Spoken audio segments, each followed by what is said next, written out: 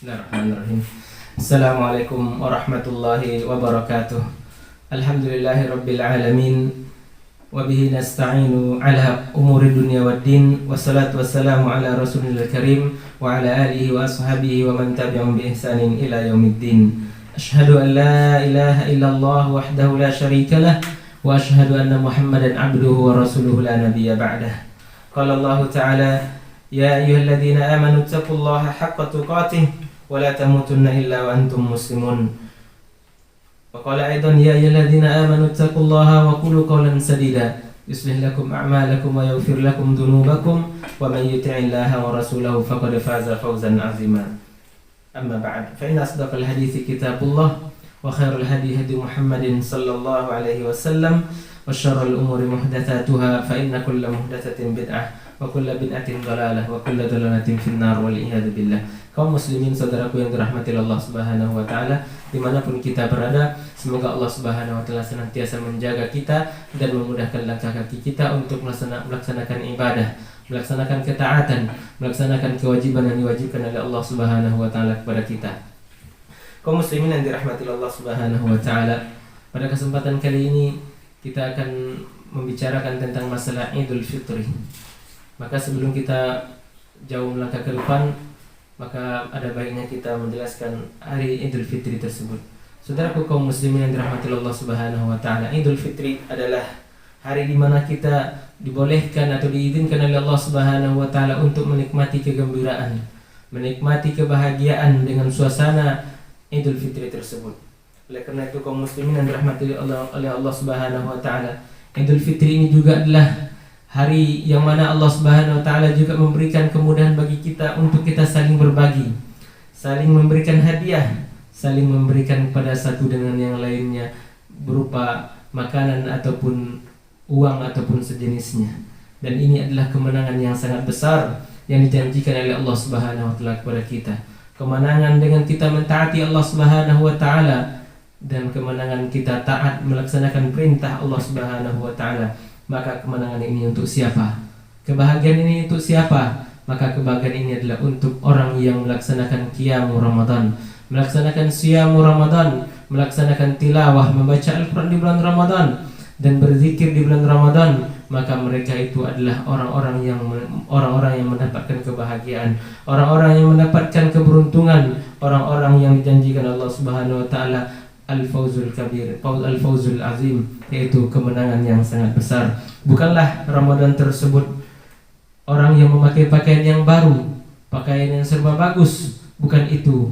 Akan tetapi tersebut, hari raya itu adalah untuk orang yang bertambah ketaatannya kepada Allah Subhanahu wa taala. Dan bukan juga Ramadan tersebut, dan bukan juga Idul Fitri tersebut adalah dengan kita menggunakan pakaian yang bagus dan juga kendaraan yang baik. Akan tetapi Id tersebut adalah kita keluar dari bulan puasa tersebut dan diampuni dosa-dosa kita oleh Allah Subhanahu wa taala. Dengan diampuni dosa kita oleh Allah Subhanahu wa taala, kita mendapatkan kebahagiaan, mendapatkan kenikmatan, mendapatkan kegembiraan yang luar biasa pada hari tersebut. Dan hari raya Idul Fitri tersebut adalah untuk orang yang taat kepada Allah Subhanahu wa taala, bukan untuk orang yang durhaka kepada Allah Subhanahu wa taala. Di bulan Ramadan mereka berpura-pura puasa di depan kita, di belakang kita mereka berminum, mereka minum-minum dan makan-makan, dan mereka lupa bahwa Allah Subhanahu wa taala Maha melihat, Maha mengawasi mereka. Allah Subhanahu wa taala selalu melihat keadaan mereka, namun manusia tidak mampu mengetahui keadaan mereka. Dan Rabb manusia itu Allah Subhanahu wa taala mampu, Maha melihat dan Maha mengetahui apa yang mereka lakukan. Maka orang seperti ini tidak berhak untuk mendapatkan ampunan dari Allah Subhanahu wa taala. Maka saudaraku kaum muslimin yang dirahmati Allah Subhanahu wa taala, bertakwalah kita kepada Allah Subhanahu wa taala. Mudah-mudahan apa yang kita lakukan dan yang kita bertemu dengan hari raya tersebut dalam keadaan gembira, dosa-dosa kita diampuni oleh Allah Subhanahu wa taala dan ketaatan kita bertambah kepada Allah Subhanahu wa taala. Kaum muslimin yang dirahmati Allah Subhanahu wa taala, kita akan membahaskan poin yang pertama adalah yang berkaitan dengan apa itu Idul Fitri.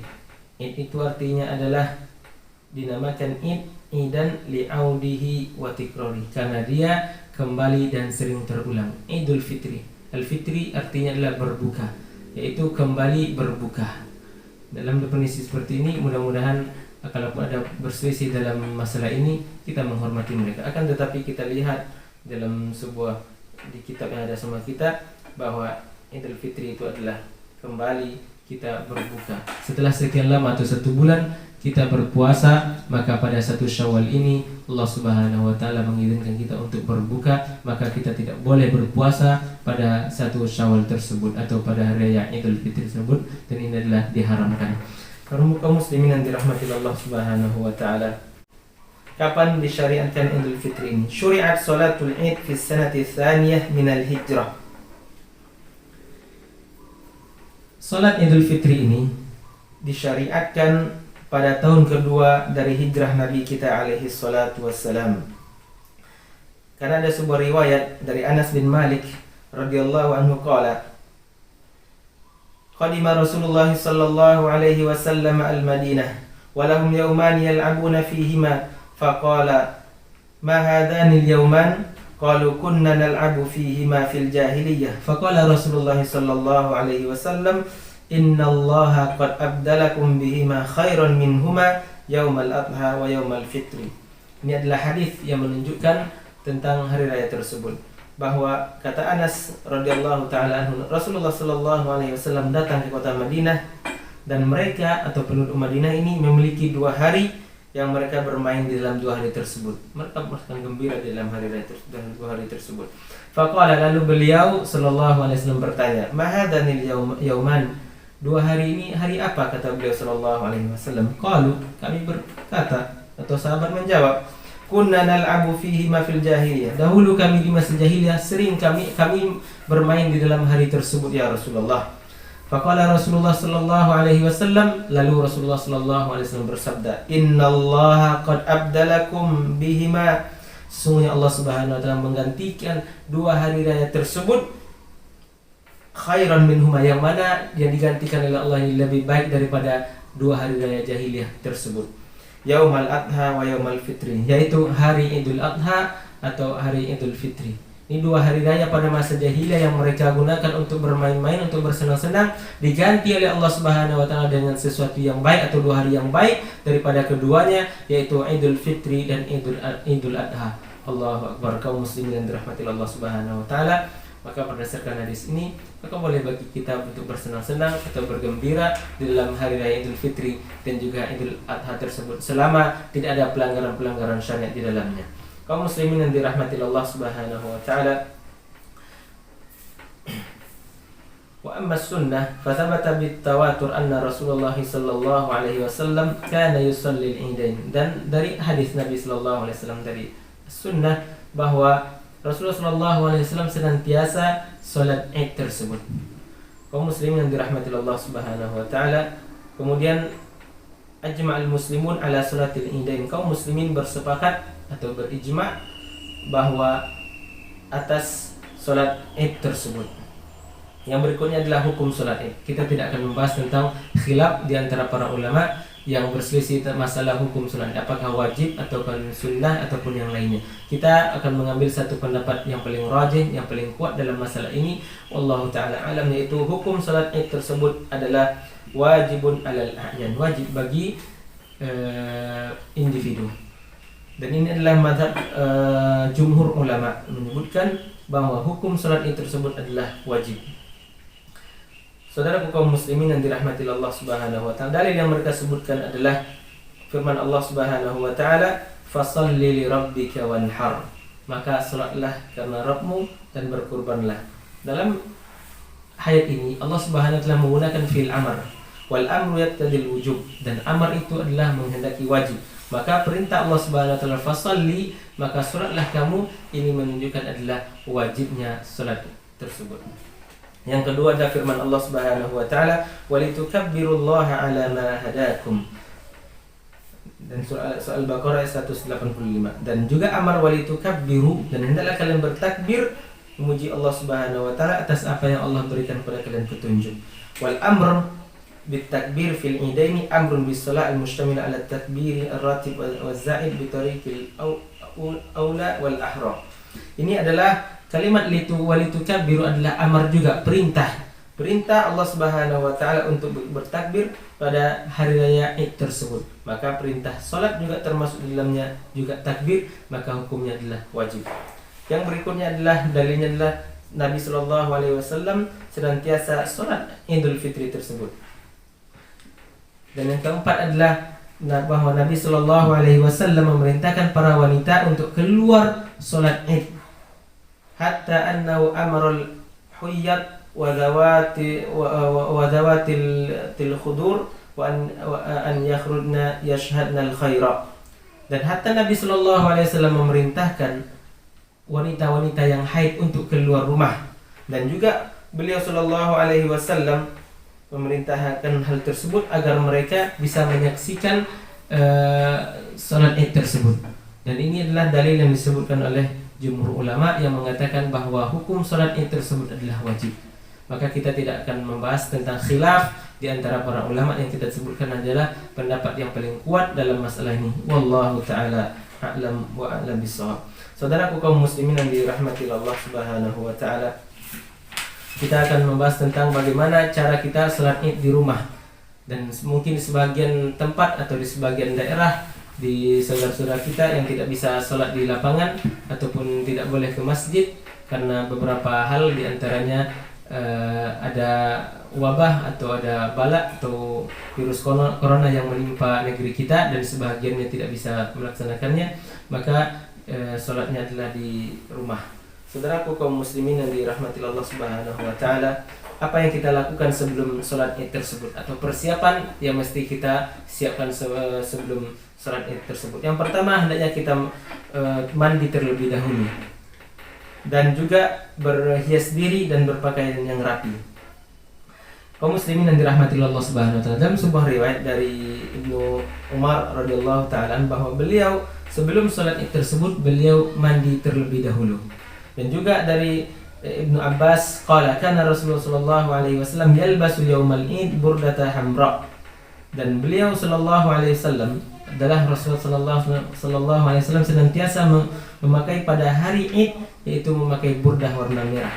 Ini menunjukkan kepada kita, riwayat tersebut adalah bahwa Rasulullah sallallahu alaihi wasallam ketika hari raya tersebut beliau memakai pakaian yang cantik, pakaian yang indah, pakaian yang rapi. Dan juga riwayat dari Ibnu Umar bahwa beliau mandi sebelum melaksanakan sholat tersebut.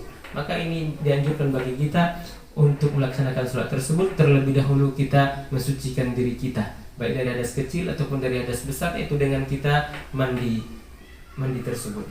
Saudaraku kaum muslimin yang dirahmati Allah Subhanahu wa taala, kemudian yang kedua adalah memakan kurma dalam bilangan atau dalam jumlah yang ganjil. Artinya apa? Karena hari raya Idul Fitri adalah hari raya kita berbuka, maka kita dianjurkan sebelum berangkat ke sholat atau sebelum melaksanakan sholat tersebut, maka makanlah makanan terlebih dahulu. Atau kalau kita memiliki kurma, silakan kita berbuka atau makan dengan kurma tersebut ataupun dengan makanan-makanan yang lainnya. Maka jangan sampai kita sebelum sholat tersebut tidak ada yang kita makan. Ini adalah sunnah atau anjuran dari Nabi kita alaihi salatu wassalam. An Anas radhiyallahu anhu qala kana Rasulullah sallallahu alaihi wasallam la yabdu yaumal fitri hatta ya'kula tamaratin wa ya'kuluhunna witran, rawahul Bukhari. Rasulullah sallallahu alaihi wasallam dia tidak berangkat atau dia tidak pergi pada hari Idul Fitri, pada hari raya Idul Fitri untuk pergi sholat sampai beliau makan beberapa kurma. Kemudian beliau memakannya dalam jumlah yang ganjil atau jumlah witir. Ini adalah sunnah Nabi kita alaihi salatu wassalam. Sebelum berangkat ke tempat sholat atau sebelum sholat Idul Fitri, maka beliau sallallahu alaihi wasallam makan beberapa biji kurma dalam hitungan ganjil. Ini adalah sunnah Nabi kita alaihi salatu wassalam. Disunnahkan untuk memakan kurma sebelum berangkat menunjukkan bahwa hari tersebut sudah tidak puasa lagi, dan dianjurkan untuk segera menunjukkan ketaatan kita kepada Allah Subhanahu wa taala yang memerintahkan untuk berbuka pada hari tersebut. Ini adalah dalam rangka menghidupkan atau dalam rangka menegakkan ketaatan kita kepada Allah Subhanahu wa taala. Saudaraku kaum muslimin yang dirahmati Allah Subhanahu wa taala, kemudian tata cara yang berkaitan dengan sholat id tersebut. Yang pertama adalah jumhur ulama berpendapat disyariatkannya sholat id tersebut bagi wanita, budak, orang sakit dan juga kaum musafir, meskipun sendirian dan di rumah. Dan Imam Al-Bukhari dalam kitab beliau membuat sebuah bab, yaitu bab idza fatahul id yusolli rak'ataini wa kadzalika nisa. Bab apabila terluputkan atau terlewatkan id tersebut, yusolli rak'atain, yaitu salat 2 rakaat, dan juga wanita dan juga orang yang ada di rumah ataupun yang ada di kampung. Karena Nabi Shallallahu alaihi wasallam pernah bersabda, "Hadza iduna," ini adalah hari raya kita, ahlal Islam, yaitu hari raya orang Islam. Wa amara Anas bin Malik, dan Anas bin Malik memerintahkan budaknya Ibnu Utbah bizawiyah untuk mengumpulkan manusia dan juga ahli baitnya di lokasi dekat Basrah Az-Zawiyah, dan sholat seperti sholatnya Ahlul Misr, dan juga bertakbir pada hari tersebut. Ini juga menunjukkan kepada kita bahwa sholat tersebut, sholat Idul Fitri tersebut juga diwajibkan. Wa qala Ikrimah, dan Ikrimah juga berkata, Ahlus Sawad yajtami'una fil Id, yaitu orang yang berada di pelosok, mereka berkumpul pada hari raya Id. Yusalluna rak'atain, mereka salat 2 rakaat, kama yasnaul imam, sebagaimana yang dilakukan oleh pemimpin mereka. Wa qala Atha, dan juga Imam Atha berkata, idza fatahul idu shalla rak'atain, kalau seseorang tersebut dia luput dari salat Id tersebut, maka dia salat 2 rakaat. Kemudian yang kedua adalah waktu pelaksanaan salat Id tersebut. Waktu pelaksanaan tersebut adalah setelah hilangnya waktu terlarang salat sunnah, yaitu lebih kurang 15 menit setelah matahari terbit, yaitu awal waktu salat duha ketika warna merah di langit telah hilang. Dan inilah waktu kita dianjurkan untuk salat Id tersebut. Waktu salat Id berakhir sebelum waktu terlarang salat sunnah berikutnya, yaitu menjelang waktu zuhur, dan ini adalah yang disepakati oleh para ulama. Kaum muslimin yang dirahmati Allah Subhanahu wa taala, jadi antara waktu setelah matahari terbit sampai sebelum waktu zuhur tersebut, maka itu adalah waktu digunakan untuk salat Id tersebut. Minimal boleh kita memulainya sekitar jam 6.30 ataupun jam 7 lah, sampai jam 11 antara itu untuk kehati-hatian. Maka silakan kita sholatnya jam 7 bagi yang sholat di rumah, atau jam 8 ataupun jam 9 ataupun jam 10 atau jam 11. Dalam waktu seperti ini boleh kita melaksanakan sholat Id tersebut. Hanya beberapa menit kita sholat Id tersebut, tidak lama. Kemudian yang ketiga adalah takbir. Berapa kali jumlah takbir dalam sholat Id tersebut? Jumlah takbir pada rakaat pertama adalah sebanyak 7 kali, dan pada rakaat yang kedua sebanyak 5 kali. Dan ini adalah kita melakukannya sebelum membaca surat Al-Fatihah. An Abdullah bin Amr bin Auf an abihi an jaddihi anna Rasulullah sallallahu alaihi wasallam kabbara fil ihdaini sab'an fil ula wa khamsan fil akhirah. Rawahu Ibnu Majah wa sahahahu Al-Albani rahimahullah. Dari Abdullah bin Amr bin Auf an abihi, dari bapaknya, dari kakeknya, bahwa Rasulullah sallallahu alaihi wasallam bertakbir pada 2 hari raya, yaitu Idul Fitri dan Idul Adha, 7 kali pada rakaat yang pertama dan 5 kali pada rakaat kedua. Hadis ini diriwayatkan oleh Imam Ibnu Majah dan disahihkan oleh Syekh Albani rahimahullah. Dan juga hadis yang lain dari Aisyah radhiyallahu anha, anna Rasulullah sallallahu alaihi wasallam kabbara fil fitri wal adha sab'an wa khamsan siwa takbiratai ruku'. Dan Rasulullah sallallahu alaihi wasallam bertakbir pada Idul Fitri dan Idul Adha 7 kali pada rakaat pertama dan 5 kali pada rakaat yang kedua, selain 2 takbir ruku'. Saudaraku kaum muslimin yang dirahmati Allah Subhanahu wa taala, berdasarkan riwayat yang kita sebutkan ini, bahwa di rakaat yang pertama kita takbirnya sebanyak 7 kali, dan rakaat yang kedua adalah 5 kali.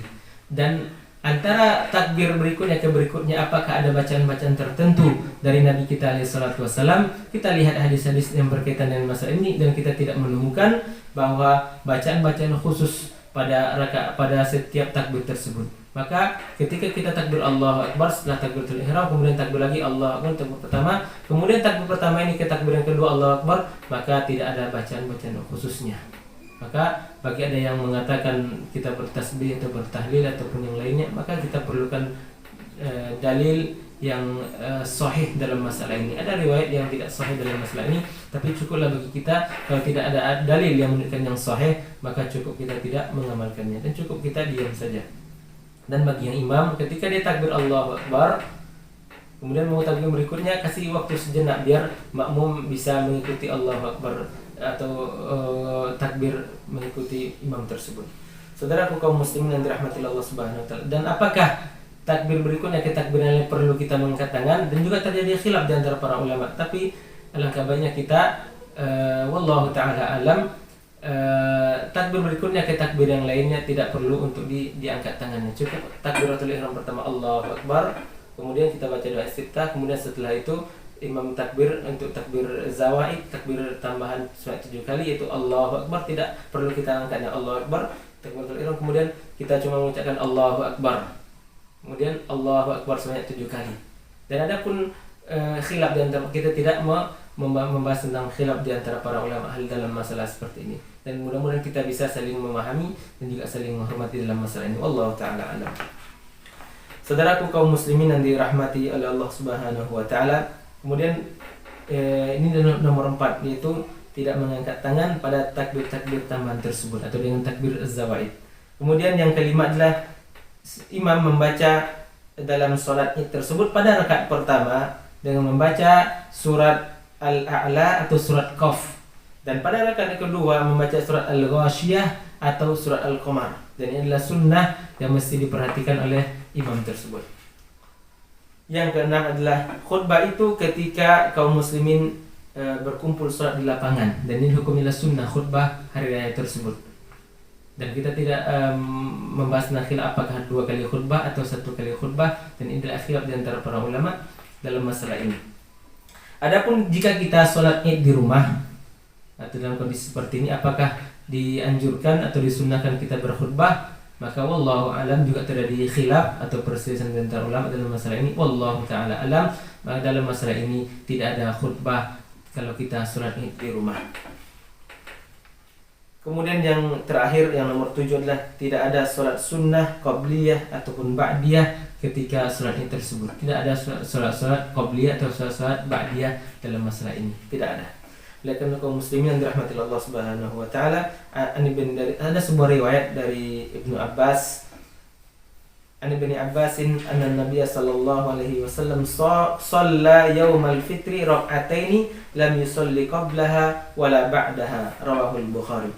Dari Ibnu Abbas radhiyallahu anhuma anna Nabiy sallallahu alaihi wasallam, bahwa Nabi sallallahu alaihi wasallam salat pada hari raya Idul Fitri 2 rakaat, dan beliau tidak sholat sebelumnya dan juga tidak sholat setelahnya. Hadis ini dari Imam Bukhari. Artinya apa? Tidak ada sholat qabliyah dan tidak ada sholat ba'diyah dalam sholat Idul Fitri ataupun sholat Idul Adha tersebut. Wallahu ta'ala a'lam. Yang terakhir adalah yang berkaitan dengan ucapan tahniah, ucapan selamat hari raya dengan mengucapkan taqabbalallahu minna wa minkum, atau dengan ucapan ahalallahu alaik ataupun yang semisalnya. Maka ucapan seperti ini adalah dibolehkan kita mengucapkan ucapan tahniah, ucapan selamat hari raya tersebut selagi tidak ada pelanggaran dalam ucapan tersebut. Silakan kita ucapkan kepada saudara kita taqabbalallahu minna wa minkum, ataupun ucapan yang lainnya selamat, atau dengan bahasa kita selamat hari raya Idul Fitri 1441 Hijriah. Semoga Allah Subhanahu wa taala menerima amal ibadah kita. Allahumma amin. Ini boleh kita mengucapkan ucapan-ucapan seperti ini, ucapan tahniah di hari raya Idul Fitri tersebut. Allah taala alam. Apa yang kita sampaikan dalam masalah Id tersebut, mudah-mudahan apa yang kita lakukan diterima di sisi Allah Subhanahu wa taala. Kebenaran datang dari Allah Subhanahu wa taala dan Rasulnya, kekhilafan dan kesilapan datang dari diri pribadi dan syaitan laknatullah. Innahu waliyudzalika wal qadir alaih. Dan kita ucapkan dengan doa kafaratul majlis, subhanakallahumma wa bihamdika asyhadu an la ilaha illa anta astaghfiruka wa atubu ilaik. Wassalamualaikum warahmatullahi wabarakatuh.